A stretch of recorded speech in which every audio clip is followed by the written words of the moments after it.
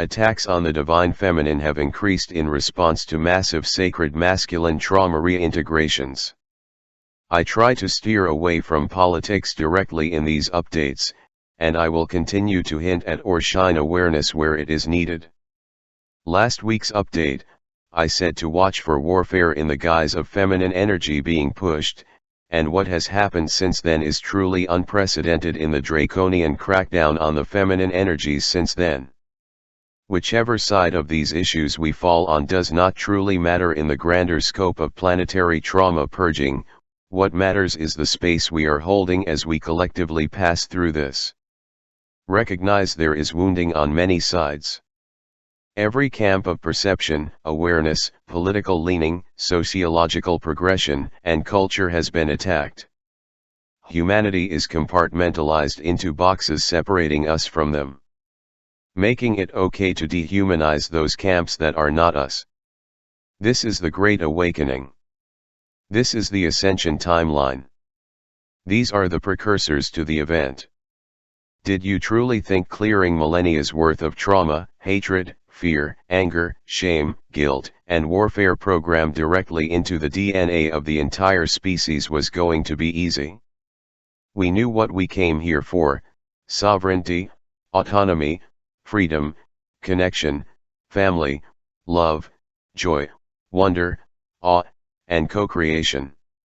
As we begin to search for these world-changing energies, as we begin to resonate and cultivate these frequencies, we destabilize the systems of density, the frameworks of heavy darkness that perpetuates more darkness.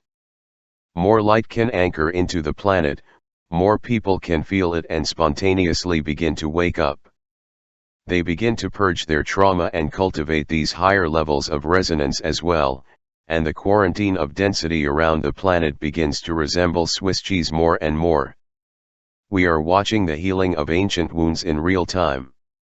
Just like with any wound, we must purge the rot, cleanse the infection before it can heal properly. What we can do in this time of transition, of awakening, and of action is quite simple. Recognize that many are going to be losing their minds. The light anchoring into the planet is strong enough to begin forcing all levels of programming up to the surface, and it will be manifesting itself as something so intense and powerful that it cannot be swept under the rug like it has been. This will force everything up to the surface, and humanity is going to have to collectively look at its skeletons in the closet in broad daylight as the closet disappears. Now is the time for introspection. Now is the time to compare your inner world with what you are seeing around you. Now is the time to truly go within and ask yourself, what do I want to see in the world? What would I be proud to hand my children? That is not a system of fear, domination, and control, but a system of love, abundance, and evolution. Unless we begin to cultivate those energies, we cannot found anything based in those energies.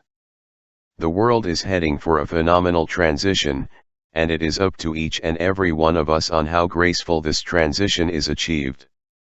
Do not be silent. Do not let your voice drown out in the dull roar of the program. Hold your space, hold firm to what you know is right, but here is the key. Do not engage in warfare.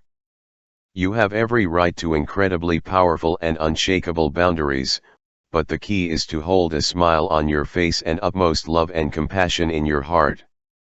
Fighting for peace is like jumping into a lake to dry off.